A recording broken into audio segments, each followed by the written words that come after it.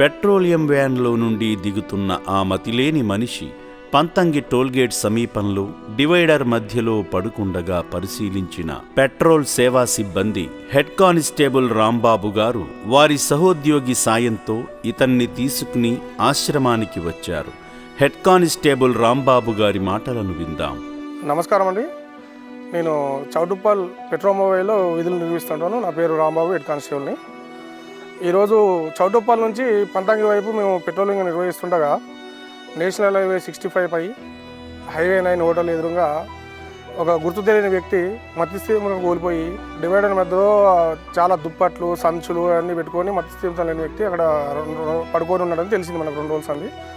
అతనికి వెళ్ళి విచారించగా పొంతనలేని సమాధానాలు చెప్తున్నాడు.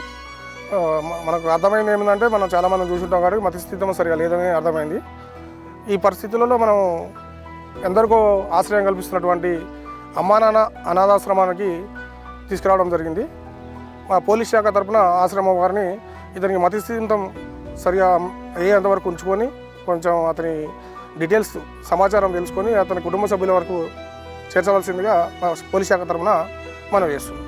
ఆ తరువాత ఈ వ్యక్తిని ఆశ్రమ సేవా సిబ్బంది సాయంతో వైద్య విభాగంలోకి నడిపించి ఆరోగ్య పరిస్థితిని చెక్ చేయించారు. పునర్జన్మ భాగ్యాన్ని కల్పించారు.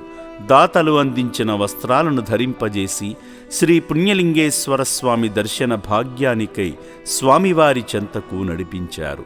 స్వామివారి ఆశీస్సులు అందింపజేసి కడుపు నిండా భోజనం పెట్టారు. చక్కగా కూర్చుని తృప్తిగా తింటున్నాడు.